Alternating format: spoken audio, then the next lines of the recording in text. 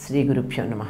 ఎవ్వని నీవు దయనించుక చూచిన వాని చూతురప్పు పిలుకానిగా సతులు భూపతిగా ప్రజ కల్పకంబుగా అవ్విబుధాశ్రిత ప్రతతి అంబుధిగా కులగోత్రగోత్రముల్ కవ్వడిగా పరద్విషులు కర్ణునిగా కవులెల్ల శ్రీసతీ. కాశీఖండంలో శ్రీనాథుడు లక్ష్మీదేవిని స్తుతిస్తూ చెప్పినటువంటి పద్యాల్లో ఒకటి. లక్ష్మీదేవి ఉందంటే శ్రీసతి, లక్ష్మీ అనబడేటటువంటి తల్లి నువ్వు ఉన్నావనుకో, నువ్వు ఉన్నటువంటి వాళ్ళని ఎలా చూస్తారో తెలుసా జనులు? నువ్వు లేనప్పుడు మామూలుగా ఉంటారు.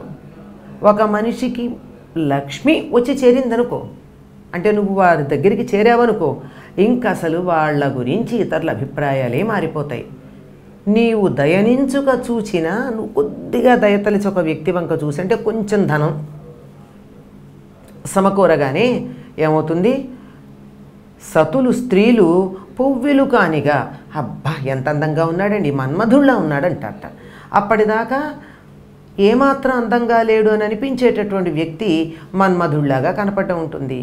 భూపతిగా ప్రజలేమో సాక్షాత్తు రాజండి, అధికారంలో ఉండాలి, మనకి పనికొచ్చేటటువంటి వాడు అని చెప్పి ధనం చేరగానే వారికి పెత్తనం అంటగడతారు, అధికారాన్ని అంటగడతారు.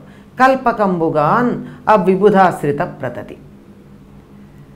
పండితులైనటువంటి వాళ్ళు ఆశ్రయించి తనని ఆశ్రయించిన పండితులు ఏమంటారు?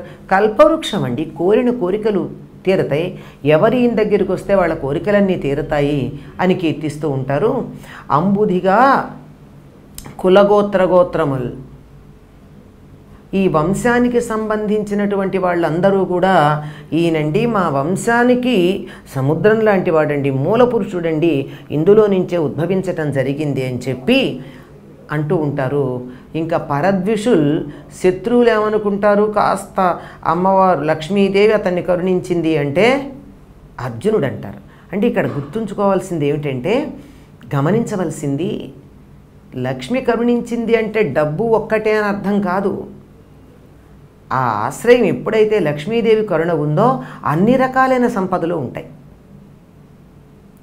ఒక వీరుడికి పరాక్రమం అధికమవుతుంది, ఒక కవికి కవిత్వం అధికంగా వస్తుంది, ఒక కళాకారుడిలో నేర్పు పెరుగుతుంది, ఒక రాజుకి పరిపాలనా శక్తి విజృంభిస్తుంది. అంటే అందరిలోనూ ఉండేటటువంటి ఆయా వృత్తులకి కానీ స్వభావాలకి కానీ సంబంధించినటువంటి లక్షణాలు అత్యధికంగా పెంపొందటం జరుగుతూ ఉంటుంది. ఇహ కవులేమని కీర్తిస్తారంటే కర్ణుడండి ఈయన అంటారు. అంటే ఏది అడిగితే అది ఇవ్వడానికి సిద్ధంగా ఉంటాడు. ఇతడి దగ్గరికి వెళ్ళినట్టయితే దానమే దానం, చెయ్యి పక్కకి తిప్పడం అన్నది ఉండదు, ఇవ్వడం మాత్రమే ఉంటుంది అని కవులందరూ కీర్తిస్తూ ఉంటారు. తల్లి నువ్వు ఉంటే చాలు, ఒక మనిషికి ఎన్ని రకాలైనటువంటి విశేషాలైనా వాటంతటవి వచ్చి చేరుతూ ఉంటాయి. అంటే ధనం ఉన్నటువంటి వాడికి అన్ని రకాలైన సద్గుణాలు ఆపాదించబడతాయి. నిజానికి లక్ష్మి అనుగ్రహిస్తే సద్గుణాలు రావాలి, కొంతమందికి వస్తాయి. ఒకవేళ రాకపోయినా ఈ గుణాలన్నీ ఉన్నట్టుగా ఆపాదించబడతాయి. అంతకు ముందు కన్నా అందంగా కనపడతాడు, అంతకు ముందు కన్నా గొప్పవాడుగా కనపడతాడు, అంతకు ముందు కన్నా దానగుణం ఇతరులు అధికంగా ఉందనిపిస్తూ ఉంటుంది, అంతకు ముందు కన్నా పరాక్రమం ఎక్కువ ఉంది సుమా అని అనిపిస్తూ ఉంటుంది. ఏ విషయంలో చూచినా ఒక్క ధనము లక్ష్మీదేవి కరుణ అన్నది పడంగానే అన్నింటిలోనూ సద్గుణాలు అధికంగా ఉన్నట్టుగా చెప్పబడుతూ ఉంటాయి. కనుక లక్ష్మి కరుణ అందరికీ కావాలి అని చెప్పేటటువంటిది ఇది. స్వస్తి.